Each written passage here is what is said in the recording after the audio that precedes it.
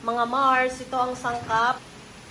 Meron tayong pork liver, pork belly, at yung mga yan.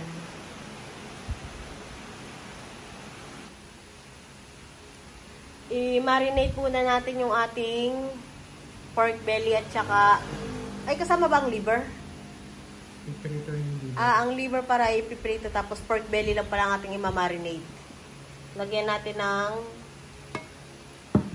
pineapple juice, soy sauce. Tansyahan lang mga Mars. Yung pineapple juice ay mga siguro 100 ml. Depende rin sa dami. Tapos imekos-mekos natin. Black pepper. At haluin natin.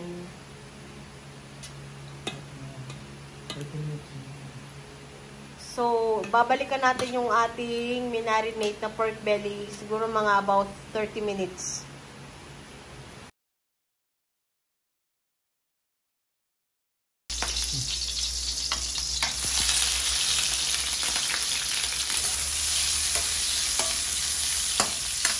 Isisutay muna ang atay. Sa medium fire. I-set aside natin yung ginisang atay sa isang plato. Tapos gamitin natin ulit yung kawali sa ating paglulutuan ng menudo. Dagdagan natin siya ng margarine. Tansyahan lang. Depende sa dami ng lulutuin. Igisa ang bawang, sibuyas. Sibuyas na. Basta mahinang apoy lang.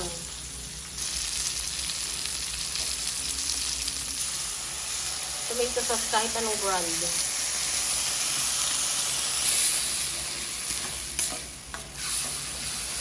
Lalagay na natin ang ating marinated na pork belly.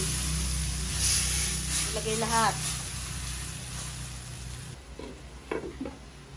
Takpan siguro ng mga 5 to 7 minutes. Pakuluin lang, palambutin. Tapos babalikan natin siya.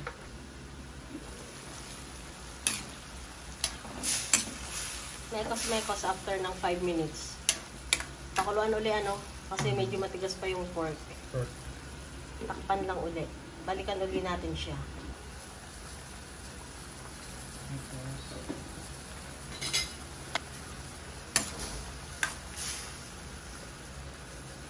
Ilagay na ang patatas.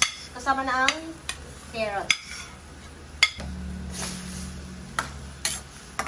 Haluin tapos tatakpan ulit. Tatakpan para palambutin naman ulit siya. Ang mga carrots. Balikan natin siya.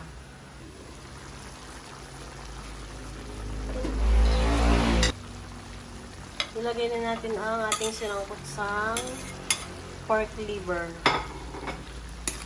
Haluin. Hotdog at ilagay mo na yung bell pepper. Titimplahan na ito ng mga titimplahan na ng paminta. Pwede natin siyang i-add ng ketchup para mas lalo siyang pumula. Tama ba? Sumarap. Ay, sumarap daw. Pinch of black pepper. Takpan muli. Balikan natin ng mga 2 to 3 minutes.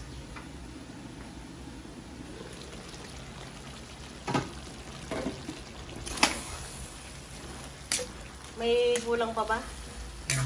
Wala na daw kulang. Ano yan? Ready to serve na? Ready to serve.